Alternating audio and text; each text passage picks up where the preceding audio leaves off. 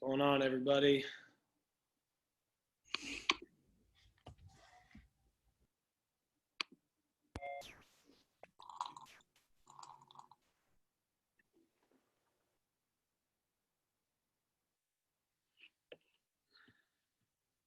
How we doing, everybody? Good? Nice. Awesome.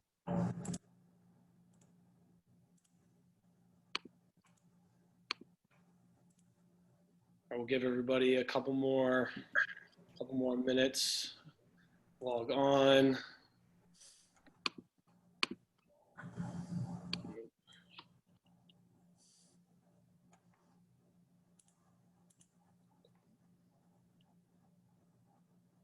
We'll give everybody about one more minute.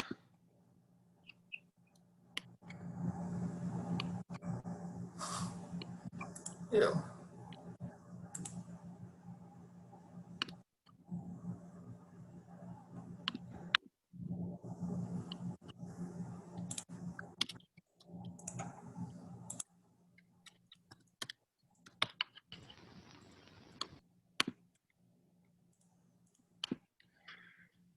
Okay, so I'm gonna take a look real quick.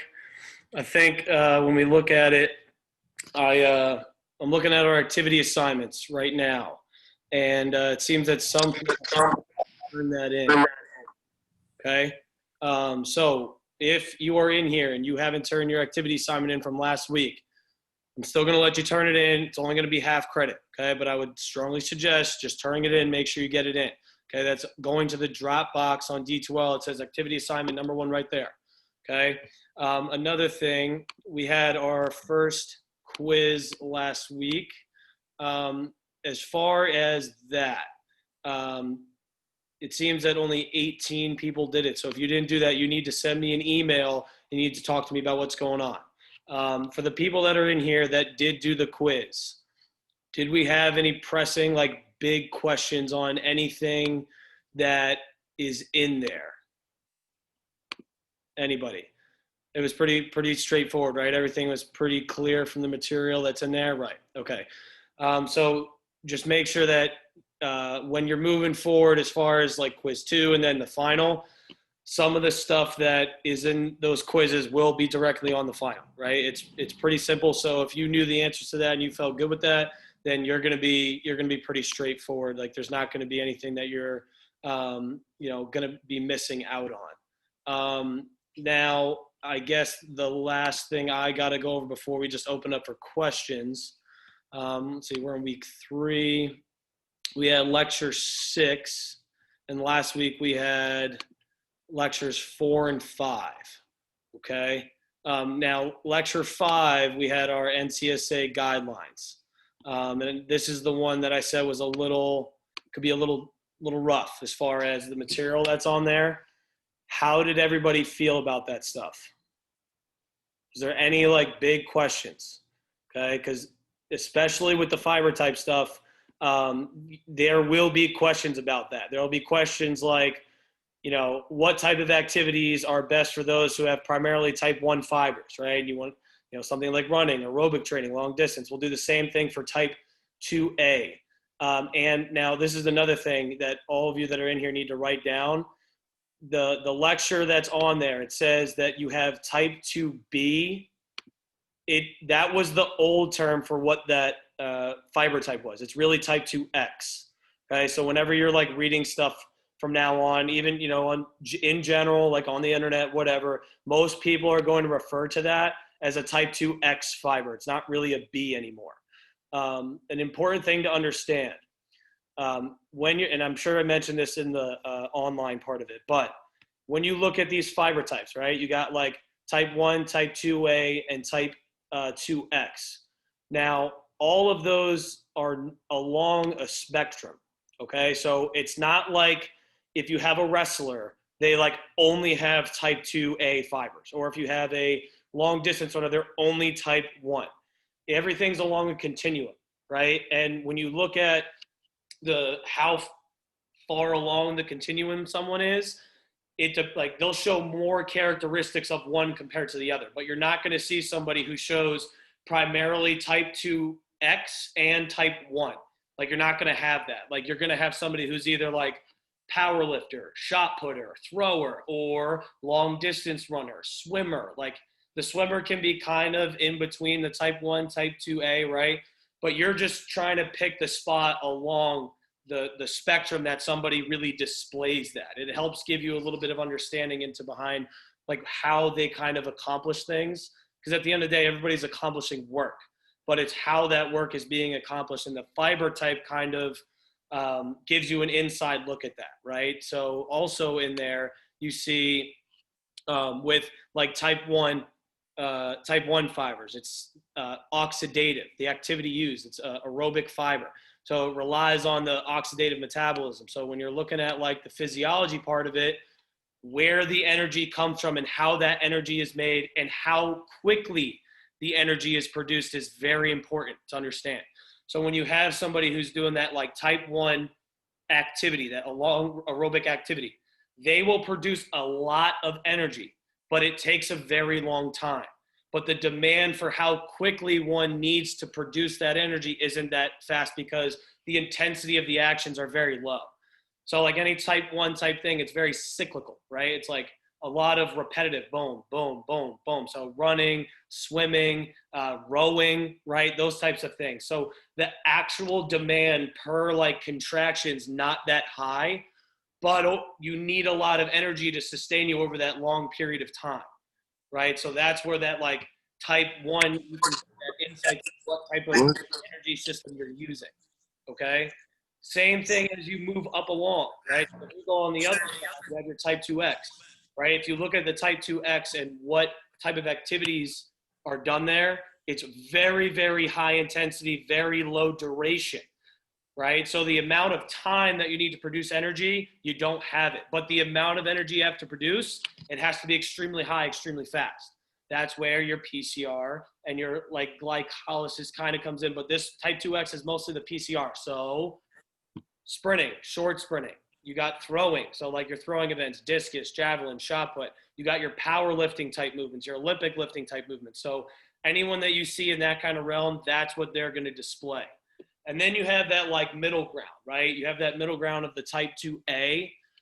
The type 2A is something where it's almost like that like repeat power type of mentality, or that long duration that you have to keep producing high outputs. So it's not over a very long extended period of time, but the amount that you have to do is still pretty intense. So basketball, this is probably where like swimming, you could even argue like 400, 800 type of track events, right? Basketball, you could argue volleyball. And volleyball is more like a repeat type 2X, right? Because it depends on how long the rally is, whatever. But you see my point. You can look at the sport and kind of analyze, okay, like what is the primary fiber type that we're really trying to attack? And then that can give you some insight on what you want to do, right? Because and this is a very common problem, right? You got your youth sport coaches, right? And you got football tryouts, football camp. Now, I'm sure some of you might have played football in here, right? How many suicides did you end up running in camp, right? You're running back and forth and back and forth and back and forth and back and forth, right? What type of energy system and what type of fiber type does a back and forth, back and forth, back and forth, back and forth for 25 seconds? What does that yield? That's a type 2A. Even a type 1, because coaches will keep having you going. They care about your mile, whatever. Well, if we look at the sport of football, the average play length is 7 seconds long. So why is it that we have to train in this type 2A and type 1 fiber type, right? That's a very easy one. Right. So that's where you can look at like, hey, even if you have like a cousin or something, a little nephew, and they're playing football and they're like, oh man, like I got to get in shape. I'm going to go run 3 miles. Well, you can sit there and say, look, man, that's not really the way to go. You're not actually helping yourself. The way you help yourself is you train those type 2X, those really fast, intense things. So for a football player, that's like sprints, short sprints, agility games, stuff like that. Right. So you can have the understanding of looking at the fiber type and what types of physiological process has to go on to help you decide what you need to do with somebody. Okay. Does that make sense? That's an important one, right? And this is a concept that you're going to have to like keep understanding as you go throughout the rest of your exercise science kind of track, right? If you can't differentiate between your fiber types, it's going to be a problem for you as far as you moving along. Or if you've already taken some of those classes, then you already have an understanding of that. So that's something that make sure that you have a good understanding of. There will be questions about that. Okay. Let's go to real quick. We're on week 3. We got lecture 6, exercise order and periodization. Now, this lecture is just like a lot of different concepts. There's some, like, think of this as like when you're programming, this is like your tools, right? So if you go in and you're like a carpenter or you're trying to build a house and you can't define the different methods that you need, like, all right, hey, I need like, we need to saw this kind of length so that we can do this kind of cut on the board to make this angle. That's the same kind of process that you use for all these terms, right? So if you look, you have like compound exercises first. You have accessory exercises. You have stabilizing exercises, right? So you have to use this type of mentality to understand how to give somebody something properly. So if you think about it, if you're trying to build a house and you try to put the carpet down before you build the foundation, that doesn't make sense, right? Like that doesn't work. Even if you try to like build some of the structure of the actual first and second level without getting the basement done first, right? Like this is the type of things that this lecture provides you, right? So if we look, we have compound exercises first. You can think of those as the bang for your buck, right? It's the big exercises that probably require the most technical skill, but also like will induce the most stress. So if you think about it, if we look between the compound and the accessory, is a bicep curl going to give you the same stress as a full barbell back squat? Probably not, right? There's just no way that type of loading scheme can induce a stress response that you putting a heavy weight on somebody's back can, right? So it makes sense that you want to have your big exercises first. And again, usually your big compound exercises, those are the ones that require like the most technical and like technical proficiency, right? So if you fatigue somebody before you make them do their biggest, most technical thing, you're putting them in a bad spot. So I'm not going to have somebody do drop sets or pyramid sets of hack squat before I have them do their big squat movement. They're already fatigued, right? They're losing their central fatigue, their coordination, their rate coding. They're losing those essential things that are going to help them perform the movement better, right? That's a way that you got to think about it, right? So because we want to have, especially when we look at how we have somebody move, we want them to move with the most technical proficiency so they don't get hurt. So especially with beginners, we can't pre-fatigue them before we go in.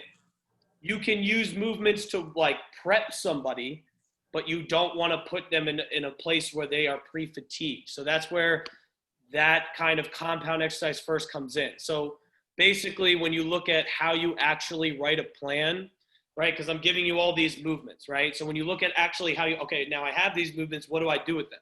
Well, how you do it is you say, okay, like what is our bang for our buck for today?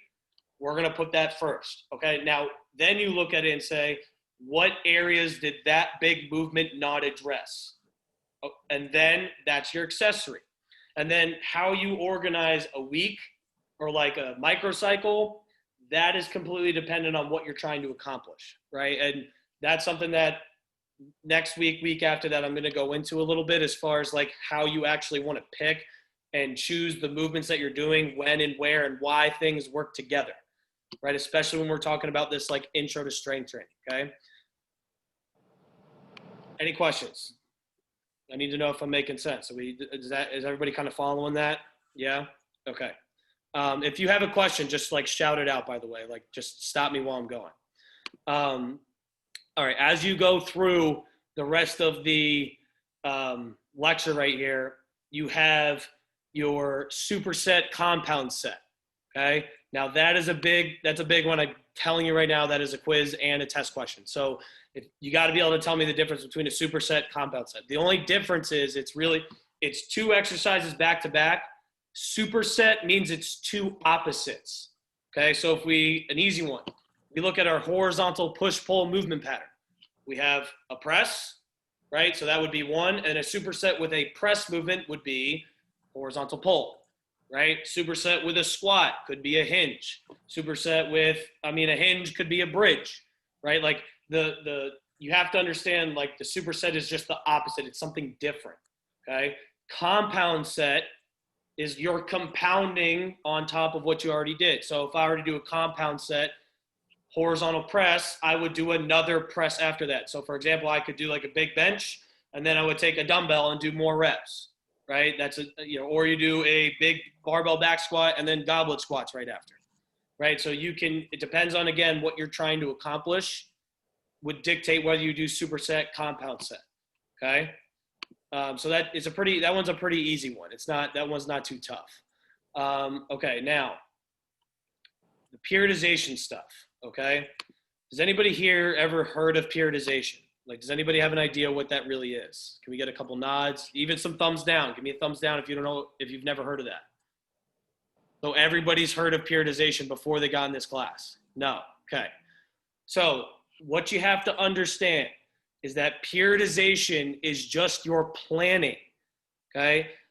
When you look at giving somebody stress, because again, that's what we're doing. It's like if you're trying to develop strength, then you are giving a stimulus of stress to induce a response to get strength. So I give somebody squats, deadlift, bench press, whatever, that stresses their muscular system. And it stresses it in a way where it's damaged. Because it's damaged, your body needs to build it up better than it was before, okay? So when it's building up to get better than it was before, that keeps letting you build strength because your body's essentially just getting ready for the next stress that you're going to give it. You want to give the stress to somebody in a sequential way. And there's different ways that you can apply the stress to keep ensuring that you're getting progress. So that's all it is. It's just the organization and the plan of how you are giving somebody the stress to get the response you want. Depending on the adaptation you're going for, that is what's going to dictate the kind of the order or the method that you use to do that. Okay, so if you look, you have the periodization. It's the manipulating training intensity and volume while being respectful of the seasonal demands for the particular sport or athlete. That definition is for an athlete, right? So depending on the things that I want to do to them, it has to be relative to when they're going to compete. So if we look and we look at, all right, you know what? We want to put some size on an athlete. We want to give them some hypertrophy. So if you remember hypertrophy, there's two different types, but what you're essentially trying to do is grow the muscle size, right? You want to increase the muscle size and the muscle mass, right? That is a very stressful process to get somebody to actually grow, which means you got to do a lot of volume. It's not a lot of heavy weight, it's a lot of volume. Now, is that going to be something that I want to give to them as they're preparing for their championship game? Absolutely not, right? So you have to understand where you are at with somebody before you decide to give them a certain stress. So just because somebody comes up and says, I want to get bigger, doesn't mean that you just throw that response at them willy-nilly. You have to look and see, okay, where are we, right? Where are you, right? Where's the person? And then you make the decision off of that. The three terms that are below that, the macro cycle, the mesocycle, and the microcycle, you have to understand those. And that is just so that you can have a conversation with somebody that is in this profession, right? So if you go to a conference or something, or you talk to somebody and you have no idea what those are, you're just going to seem like you don't know what you're talking about. And again, it's just a universal language for trainers, coaches, whatever, to have that understanding of what we're trying to accomplish. So think about it this way. You got your macro cycle. That's the big one. That's like the long-term plan. It's got everything in there. The macro cycle is usually a year long, but if you look at like an Olympic athlete, that would be like 4 years long. It's a huge plan when you're trying to map out exactly what you're trying to accomplish over that big period of time, okay? The mesocycle, that's not as big as the macro, but it's like, that's like the phase you're in, okay? So usually, and I'll get into this in a second, when you're talking about different periodization models, you have phases, and each phase has like an adaptation goal. So if I want somebody to like get some hypertrophy, I can't just spend 1 week on that. Like I can't spend a little microcycle on that. I also don't want to spend a mesocycle on that. That's too long. Or sorry, a macrocycle. I don't want to spend that. It's too long. The mesocycle is your phase, right? And it's either called a phase or a cycle. So that's how people will refer to it. You're either in this phase or you're in this cycle, okay? So usually when it's like, all right, we're trying to target this weakness, or we're trying to build up your speed, or we're trying to build up your power, or whatever somebody's trying to accomplish, like a specific goal, you need a mesocycle to do that. That could go anywhere from like, I forget what it said. It's like a lot of people have different definitions for this. It's not something that's like really set in stone. But usually it's like multiple weeks, and it could go up to multiple months. So I could spend 3 months in one mesocycle, depending on what I'm doing, right? But usually it'll probably be like the standard is like a month, right? 4 weeks, okay?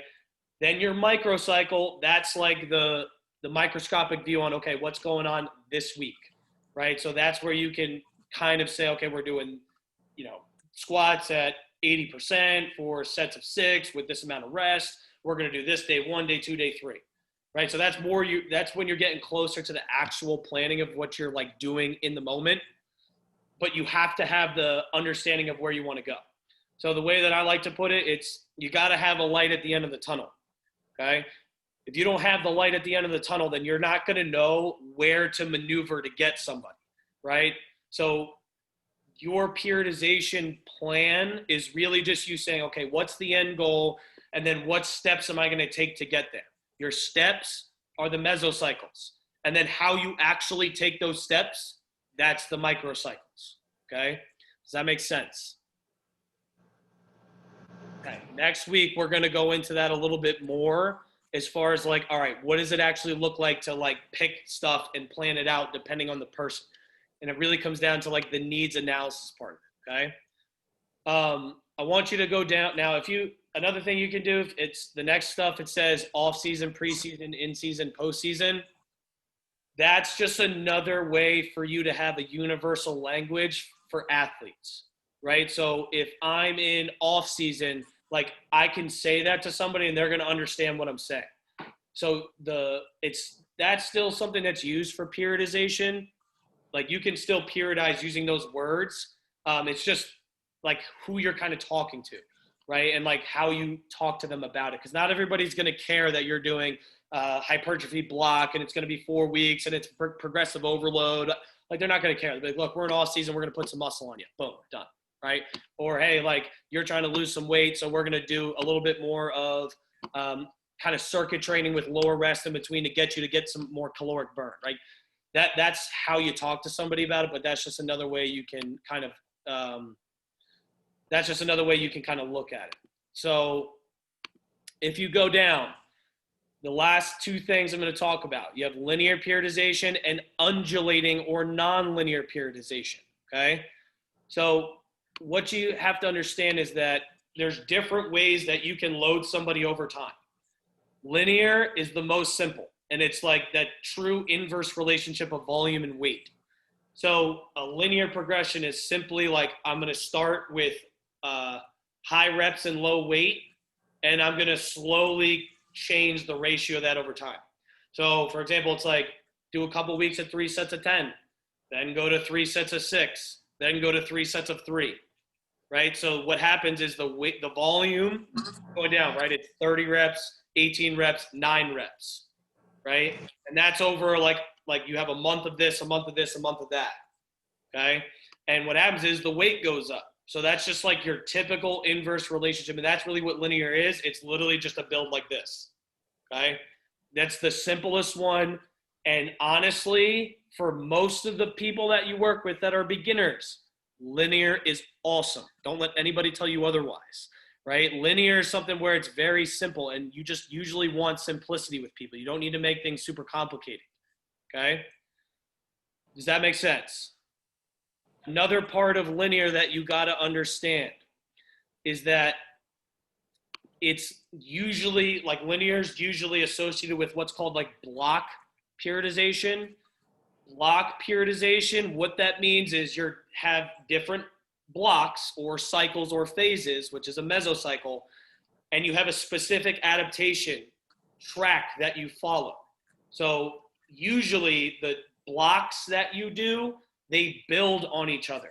So the adaptations that you do in block 1 will build on for block 2, will build on for block 3. I will get into that at some point, okay? But that's a little, I just want to keep going with this. But just understand that when someone says like block periodization, usually they are talking about linear. So each block is just going to build on the next. You have this goal that you're going to do here, and then you're going to build on it as you go. Okay, so you go from high, it's the same thing. You go from high reps, low weight, which would be like hypertrophy. You move to strength. Strength means the reps go down to like a moderate, and the weight is at like a moderate. And you go up, right? And you're doing power. Power is when the weights are really high and the volume is really low. Okay? Now, lastly, the undulating periodization. Okay? This is when things are changing within the microcycle, okay? So within the microcycle, it's like I'm going to have a day, like if you look at the lecture, 4 sets of 5 with a 6 RM load. That would be like a strength type of adaptation, okay? 3 sets of 10 with a 10 RM load. That would be a hypertrophy type of adaptation. And then that third day, 5 sets of 3 with the 3 RM, that would be like a power or like an absolute strength. So within 1 week, I'm addressing all the different adaptations, and it's going like this, right? I start moderate, I go up, I go down. There's different ways that you can organize those types of loads. So not everything has to be a strength, hypertrophy, power. It doesn't have to be like that. You can do it however that you see fit.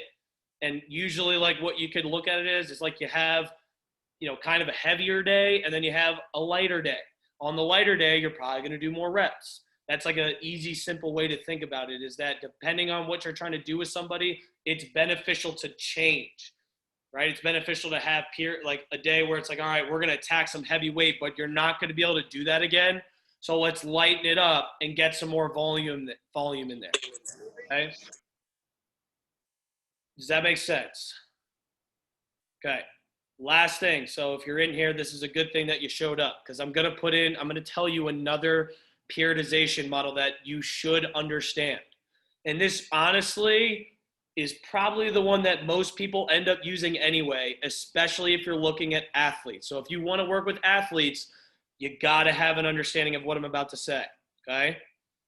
This periodization model is called vertical integration. So write that down. Vertical integration. Okay? What that means is that at all periods within the year, so if you look at that like in season, off season, post season one, pretty much within all periods of the year, all the adaptations that you are trying to accomplish with somebody or skills or whatever, they are all being trained at the same time. But the level to which you are training them at varies depending on the time of year. So for example, if I have an athlete, right, I can't just look at that, or I have a team sport, soccer player, volleyball player, baseball, or a football player, like basketball player, something like that. I cannot just look at them and say, and only look at them from a strength training world, because that's not their sport, right? That's not what they do. What they do is play the sport of football, basketball, soccer, whatever. So the things that get them better at the sport, AKA playing the sport, working on the skills associated with their position, right? Working on speed, working on jumping, working on agility, working on landing, cutting. So I just named a bunch of things that on the surface have nothing to do with strength training. So if I'm looking at it, I'm like, oh, I got to do hypertrophy block. It's linear, so I'm only going to do that. Well, what about these other things? Like what happens to those? What do I do with them? Vertical integration model gives you the opportunity to look at things from a holistic view and say, okay, you know what? I do want to do some hypertrophy because you know what? You need some muscle mass that we can build on for later. But because I know that that's going to be pretty stressful on you, what we're going to do to these other things is the volume's going to go down on it. So I'm not going to sprint as much. I'm not going to do as much skill work that's intense. I'm not going to do as much jumping and cutting. What am I going to do? My strength volume is going to go up. My recovery times are going to go up, right? And as you get closer to the season, all right, a hypertrophy, it's not as important anymore. We've already built what we want. Now we're trying to really get you so you're moving fast and you are getting work with your team. So the strength training part of it, right? Oh, that needs to go down a little bit, right? The actual amount that you're doing, okay? The actual amount that you're doing, that goes down. But what I want to do, though, is my sprinting, I want it to go up, right? We need to really work on our sprinting performance because we're getting close to the season. I want us to be operating fast. Our skill work and our team training, that needs to be high, right? Because if you don't give a team an opportunity to train as fresh as possible, how are they going to improve at the actual sport they're doing? Okay? I personally use vertical integration. That's how I look at things, especially when I'm looking at athletes, team sport athletes, because you can't just look at strength, power, whatever, speed, whatever. You can't just look at it singularly. Like, you can't do that because that's not how things actually are, right? So if you're in the world where you are interested in working with athletes or understanding how to train athletes, you need to understand that vertical integration model. It's only going to help you. Within that vertical integration model, you can use the other two. So how you do somebody's strength training within that vertical integration model could be linear, could be an undulating. Depends on your situation, right? So how you actually manage to progress somebody, that can be done either linear, undulating, whatever. But the view that you need to take is the vertical integration model, right? That's one that's going to help you just look at things as a whole. And that's even good for those who like are focusing on weight loss, right? So if you have somebody and you want to do personal training, like, look, I want to lose weight, then you have to look at things. Okay, how much emphasis am I going to put on their strength training? How much am I going to put on their like cardio? How much am I going to put on their high intensity work? You can do the same thing, right? So as somebody's just beginning, is my volume going to be super high for their HIIT type training and their strength training super high? No, right? Because they're not ready for that, right? But at a certain point, I'm going to want to push their high intensity a little bit because we need to keep dropping the weight while managing their actual intake of macros so that it's lower. So it's the same concept, but this concept lets you look at things from a whole view because you can't just look at things in a blanket world where only one thing matters, right? Does that make sense? Yes? Okay. I'm telling you, you're not going to be tested on that. And that's not something that you're probably going to hear about a lot, except from either me or Professor Hummel, because we're the ones who actually, and sorry, Dr. Miltenberger as well. Okay. Because we're the ones that are actually working with athletes. So like we're in the world where like we would love to say, hey man, we're going to do a hypertrophy block, right? Well, what about our sprinting? What about our cutting? Are we going to just ignore skill work? Like that's something that when you look at the practical application of how to do things, it's a very helpful model. Okay. How's everybody feeling about that? We're all feeling pretty good. We're all feeling pretty good. Okay. So that is all that I want to go over. Is there anything that anybody has questions on? Now's the time.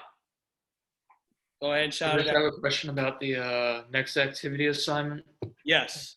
For the athlete, how many exercises do you want us to put on the actual workout plan? So when it comes down to the athlete one, I want you to like come up with an entire scenario, right? Because the answer to that question is going to depend on what scenario you decide to put yourself in, right? So I want you to look at these off-season, in-season, preseason, what type of periodization model, I want you to use all that stuff to give me a scenario. Say, look, I'm in an off-season period with a soccer player. They're undersized and they're lacking strength. So I'm going to do a hypertrophy type of block. The actual day that we're going to do is this, this, and this, and this. And I want you to, I'm trying to see what you guys come up with. Okay. So I want you to try to think about, okay, if, for example, let's say I want somebody to sprint. I want them to do a couple of cuts and agility work. And then I want them to do a hypertrophy workout. I want to see what you actually put. So then we can talk about the different things that people said. And we can look at it and say, hey, how do you think this would actually work? Is this a good thing? Is this a bad thing? Right? Because you have to be able to kind of look at a situation and decipher what's good for somebody. It's hard to do without actually having an example. So I would dude, I don't even care if you watch NFL football. You look at all right, Dak Prescott, what would I do for him in season? Boom. Or like Jalen Brown, like, you know what I mean? Like, I want to see what you come up with. And then next week, we're going to talk about all the examples that I saw. Does that make sense? Yes? We're good?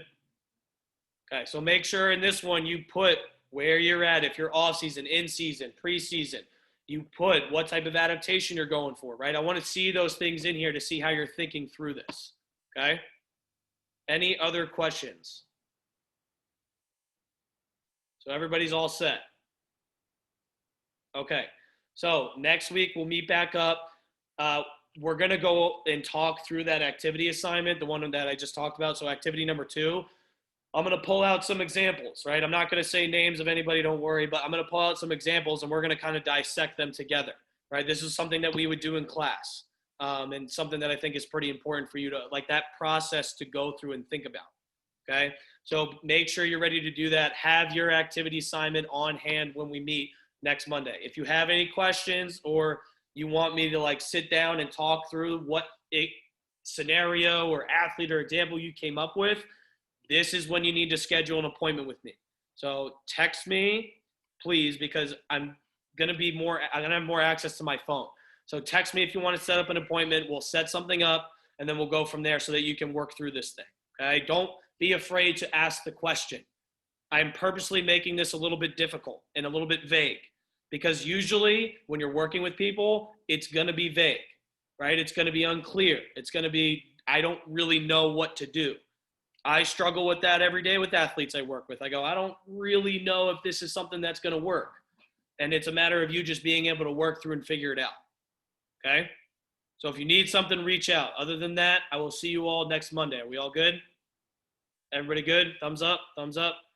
All right, awesome. Enjoy your week. Let me know if you need anything, okay?